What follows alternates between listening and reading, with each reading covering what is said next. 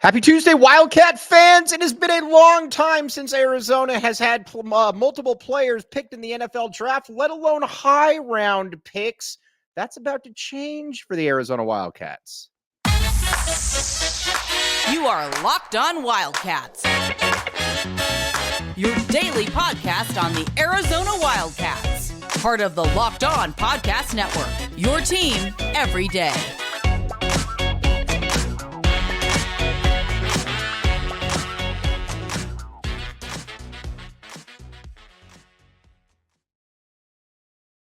Thanks for listening to the AZ Wildcats podcast and making this your first listen of the day. This show is brought to you by FanDuel. All right, now let's check it out. Arizona football. You look around the NFL, and I'll tell a little story. So I'm at the USC game earlier this year, and USC is putting up their list of NFL players. Now, granted, it's SC, and it's about as good as it gets when it comes to producing NFL players. I get all of that. But there was something that was woefully lacking there, and that was when they showed the University of Arizona football players. It was, and again, this is with all due respect, it was some special teams players, a kicker, not exactly a who's who of players, but again, and big shout out, though, to Demetrius Flannigan-Fowles playing in the NFL. My guy, Tucson local Demetrius Flannigan-Fowles. But either way, it's not a great showing. There's not a ton of players. Again, I'm not really breaking anything that I don't think anybody doesn't already know. All right, now, but that is about to change in a big way. And we're going to break through. There's going to be, there's 4 guys that are certainly draft eligible in this. And then we're going to look ahead a little bit to some other players to see exactly where they stand. But first, Jordan Morgan. Jordan Morgan should be a first-round pick. The tackle out of Arizona, another homegrown, hometown kid. This dude is really, really good. Again, I didn't necessarily see this one happening. Generally, I think I have a pretty good pulse on the importance of of what players in this city are capable of, what they can do. Jordan Morgan was one that I missed on. I didn't think that Jordan Morgan would be this good. Not only did I not think Jordan Morgan would be this good, I thought that I was going to be surprised if Jordan Morgan was this good. But let's be honest, he's become one of the best tackles in all of the NFL. He is absolutely fantastic. He is scintillating. You watch him and you can just tell that he's got everything you look for in a tackle, from being able to move, being able to stay strong, dealing with pass rushers with bend, you name it, he's kind of got it. I mean, he's just a really, really good offensive tackle. And again, he probably projects out as a first-round pick. It's also something that it's cool to see kids that bet on themselves, and he bet on himself. Last year, if he had left, he probably would have been a second or a third round pick, maybe late second, early third. But you got to remember, he's coming off a knee injury. He would have to rehab all of that. And Arizona got him back. Not only did Arizona get him back, Arizona got him back where he was as good and better than ever. And again, you got to certainly credit the staff on that one. But just overall, though, a very, very good football player, and a guy that has just continued to progress, did things the right way.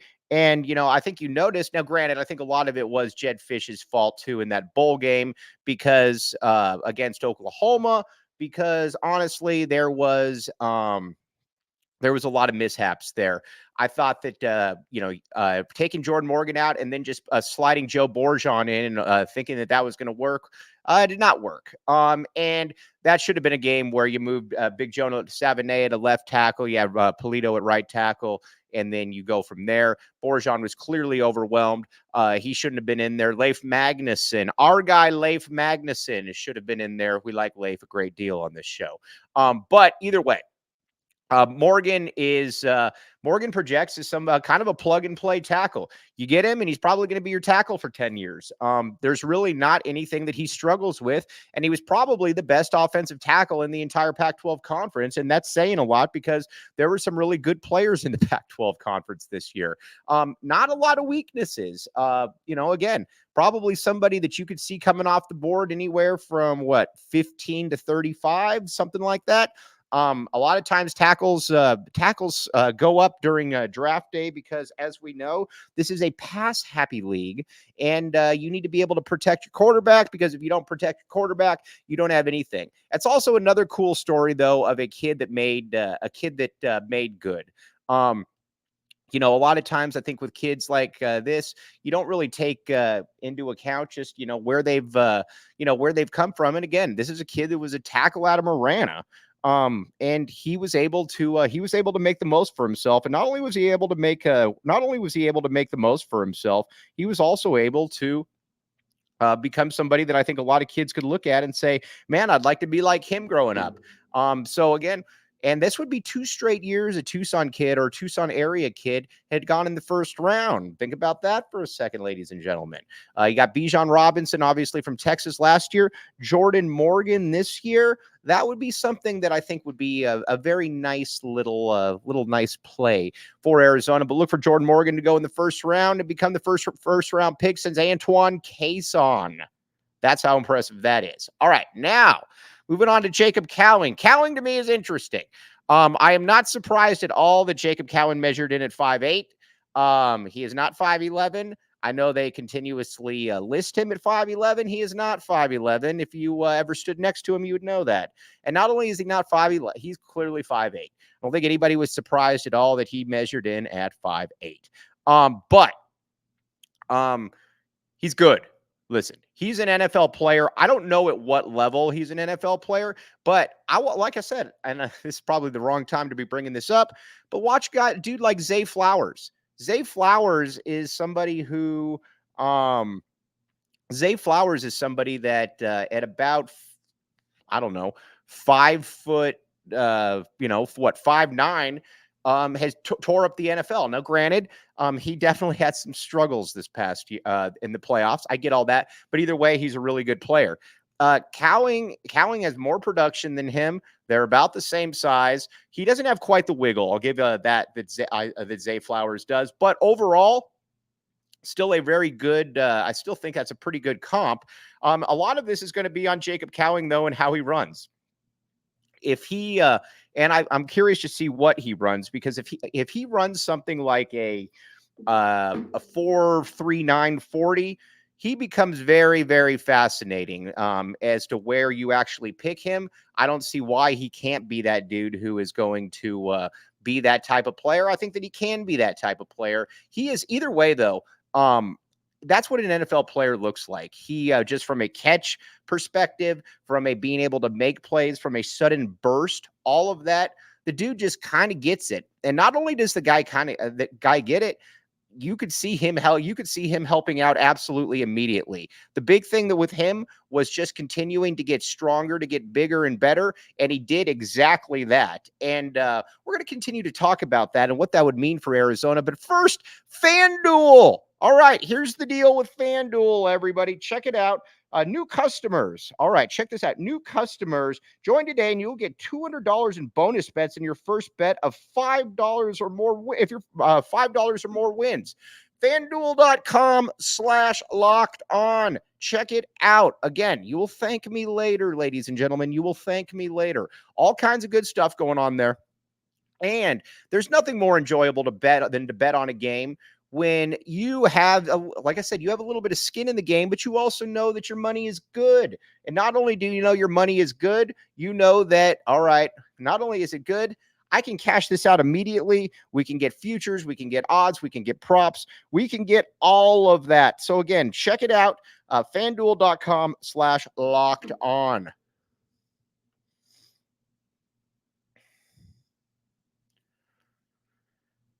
Thanks for keeping it locked on Wildcats and making this your first listen of the day. I am your host, Mike Luke. All right, now, we're going to continue talking about Jacob Cowing. I don't see why Jacob Cowan can't play in the NFL. I get the drawback as far as his size. Totally understand all of that. But he's also a gamer, and he's somebody that just kind of gets open. And he also has, and our good friend Anthony Chimino, who we actually like on this show, made a very good point a while back. He said he's actually got a suddenness. He's got a burst. I have no clue what he's going to run in the 40, but his probably from like yard 1 to yard 10, that's elite. And it wouldn't strike me at all, surprise me at all, if he actually ran the fastest out of everybody in the at the combine in those little quick sudden burst drills. Again, think he's going to play in the NFL. I just don't know what, but I would not bet against him either. All right, another guy I wouldn't bet against is Tanner McLaughlin. All right, now, Jedd Fisch left in a crummy way, but we got to give Jedd Fisch a lot of credit on some certain things. Tanner McLaughlin was another one of these dudes that you got to give full credit for. Jedd Fisch knew how to scout, knew how to find players, and McLaughlin was definitely one of those guys. Not only was he one of those guys, he was the dude who is he's the guy who I think is also kind of a plug and play. I'm curious to see what he runs, but he's got a massive frame. He's 6'5", 245, and it's a legit 6'5", 245. It's all the way up there. And he can, he's another guy that just is kind of naturally good at football. You watch some of these dudes, you know that they're good naturally at football. Tanner McLaughlin is one of those guys. And now I think the question a lot of people have is, can McLaughlin, can he continue to build on that? Because each year at the U of A, he got better. And keep in mind, he kind of came in here as an afterthought recruit. Or an afterthought prospect, comes from Southern Utah, doesn't do a ton there. Nobody's really overwhelmed by him. And then he just pretty much breaks out. And not only does he break out, he continues to get better. I think that you can easily make the case that he was the best tight end in the conference last year. And if he wasn't the best tight end in the conference, then he was certainly right there.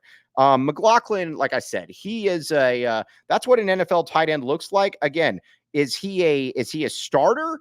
I don't know that. But I also think that, in this day and age where you got a lot of 2 tight end sets, I don't see why he can't be somebody that's continuously out there on the field. Again, I think it's he's just a good football player. Checks off all the boxes. Not going to be a Pro Bowler or anything, but I also don't know why he can't be a guy who is also able to pretty much, I don't know, carve out a 7, 8, 9-year career in the NFL.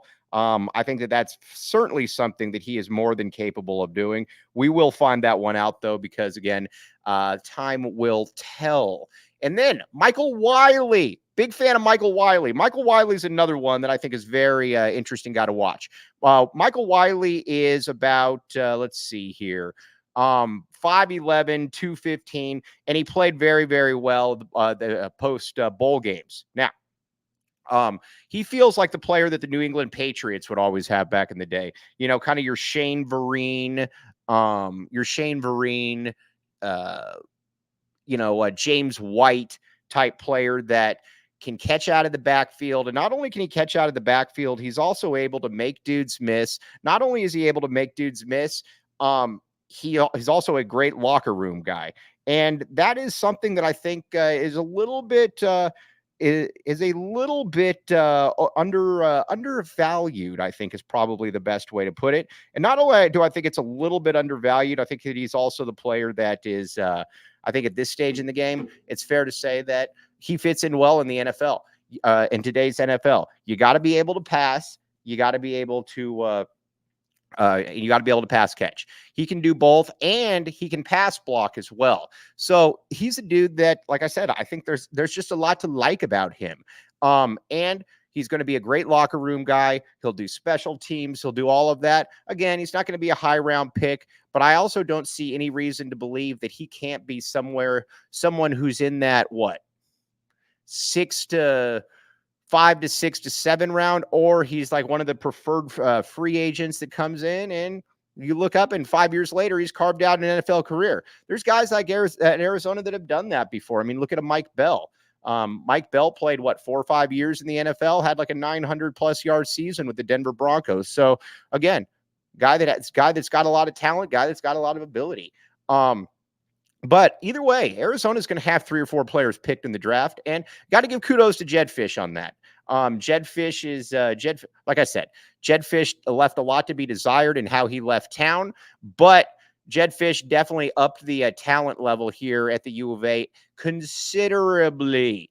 And not only was it considerable, it was quick as well. So he is so there is that, and that reflects obviously on the in the NFL players that are being picked. Now, there's some other guys that we're going to talk about coming up that are also going to be picked, and they are going to be picked very, very highly as well.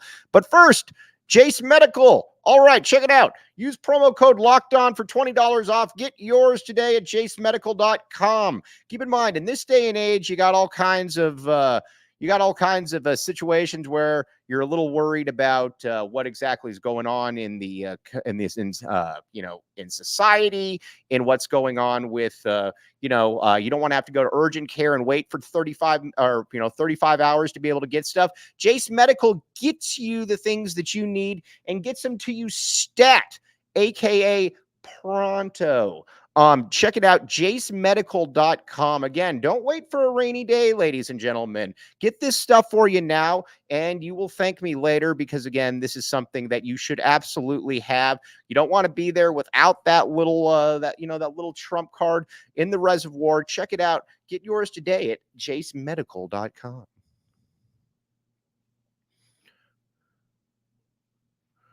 Oh, and one more other Gametime. Gametime, my friends. All right, here's the deal with Gametime. Check it out. Let's say you're going to a game or whatever, and you're like, all right, I don't know how to get tickets, or, I'm kind of overwhelmed, whatever the case may be. Gametime has you. New users, download the Gametime app today. Use code Locked On for $20 off. Again, all users use promo code Vegas100 to get $100 off purchase of a ticket to the big game, or you can use it for concerts, you name it. Gametime has got it, etc., etc. And one more, eBay Motors. All right, I know people that have used eBay Motors, and no, not one person has come away disappointed in it. You shouldn't be surprised by that. Millions of parts for your MVP. Win every time with parts that fit your ride. Again, cut out the middleman. Get the stuff yourself, and then get it to a person you trust.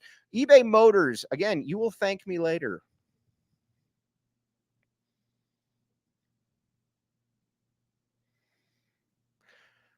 Thanks for keeping it locked on Wildcats and making this your first listen of the day. All right, now let's look ahead to the 2025 NFL draft, because the U of A is going to have a number of players that are going to be picked very highly in that draft. And that, obviously, there's 2 players that stick out above the rest. The first one is Teteroa McMillan. T-Mac is what a first-round pick wide receiver looks like. He's at this stage, he's almost too good for college. He's 6'4" or 5". Has great jump ball ability. Not only does he have great jump ball ability, he also has an amazing catch radius, which is the new term, which is hip with the kids. And he showed an acceleration this past year that I don't know that he had last year. He's never going to be somebody that in the open field is going to make 7 people miss, but he doesn't need to, because he's 6'4", 6'5", and he gets the ball and he can just outrun you. Again, a very, very a physical specimen, somebody you're not used to seeing here at the U of A. And honestly, I think that he's probably the best. At this stage, he's the best wide receiver in school history. And I think he'll be drafted as such. Dennis Northcutt was the first pick in the second round, but I don't know that anybody ever looked at Dennis. And again, I've always thought Dennis was the best wide receiver I've ever seen here, and said that's a number 1 NFL wide receiver. T-Mac's got that type of ability. Now, does he reach that? I don't know, but he's also a unique player around these parts. Not only is he a unique player around these parts, he's the dude who you watch him and you're like, all right, yeah, you're a little too good for college at this point. And that's generally what first round picks are supposed to look like. T-Mac is one of those dudes. T-Mac, again, looks too good for college. Now, the just what will he continue to, he's just got to continue to build on it. You go into the Big 12, he and Noah Fafita obviously have that special connection. There's other good wide receivers around as well. So it's not like it's going to be just him throwing out there. So again, that's he's going to be a first round pick. The other player that I think it's fair to say is going to be a first round pick is Jonah Savaiinaea. When Savaiinaea came in, Jed Fish said you very rarely see players that look like Jonah that carry the weight in the manner in which Jonah Savaiinaea does. And he's right. Savaiinaea came in at 330 with ab muscles. You generally don't see that. He's just a massive, massive dude. It was interesting with them because with COVID, obviously some of these players, they weren't able to play a full senior season, or they got a little bit overlooked. He obviously got a little bit overlooked. He was as a senior, he should have been a 5-star player. That's what guys at Alabama, that's what guys at Georgia look like. They look like Jonah Savaiinaea. Arizona's got him back. It sounds like they're going to move him back inside. But if you're an NFL team, you know that you got a lot of position flexibility with him because he can, like I said, he can slide inside, he can slide, or he can be outside. He's just got a lot of skill to his frame, and going to be another guy, going to be a first-round pick, which is wild to think that Arizona probably had 3 first-round picks on its team this year. That's an incredibly impressive feat. But again, T-Mac, Jonah Savaiinaea, those are 2 guys to look at. Then you got a lot of other guys on the roster that we can kind of go down and look at. Tacario Davis.